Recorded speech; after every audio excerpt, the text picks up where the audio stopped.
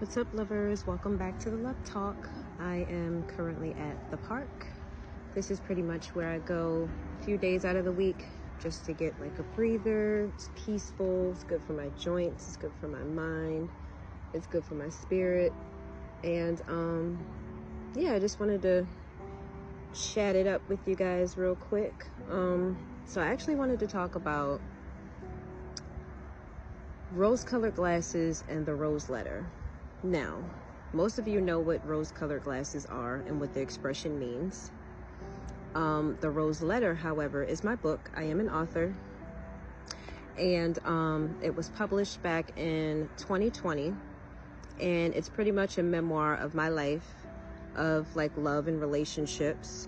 And it was pretty much a letter written to myself and for myself.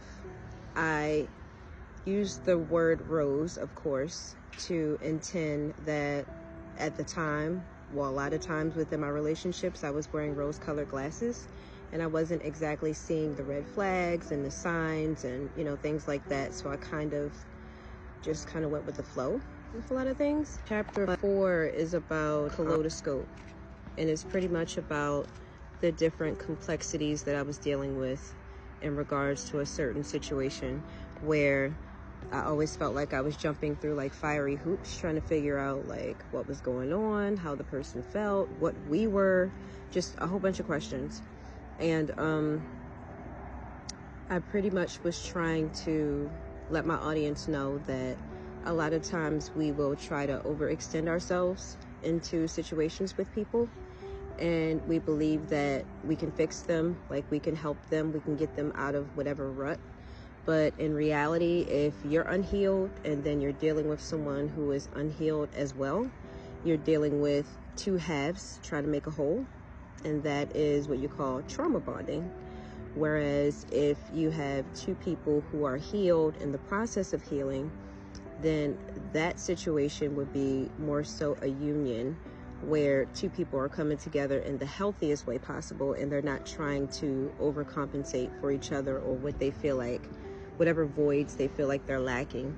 And I feel like that happens a lot of times. And I think people use the expression rose-colored glasses, but I feel like if you really think about it, it's in the eye of the beholder, and it's not necessarily putting them on or taking them off.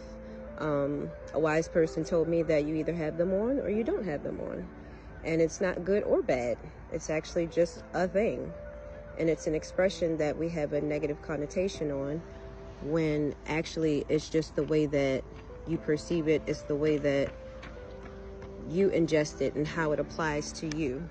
So even my perspectives of rose-colored glasses and just the idea has changed.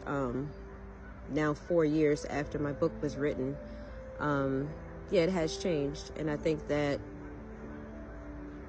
it's easier to say, you know, oh, I got on these rose-colored glasses because it explains everything away, instead of taking a deep dive into what role you played, what role that person plays, if it's a good match, if it's a healthy match, if you should move forward, or if you should take 1,000 steps back. You know, it just depends on your situation. But yeah, that's my take on it. But definitely go over to Amazon, purchase my book, The Rose Letter. It's available on Amazon. I will link it in my bio so you can go get it. And yeah, I hope you enjoy it. And when you read it, I hope that you're able to view love, relationships, and the lessons that we learn from them in the healthiest way possible, because definitely that is definitely where I am with it now.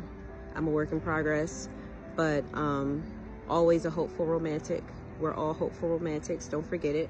And I will check you guys in the next talk. Bye, lovers.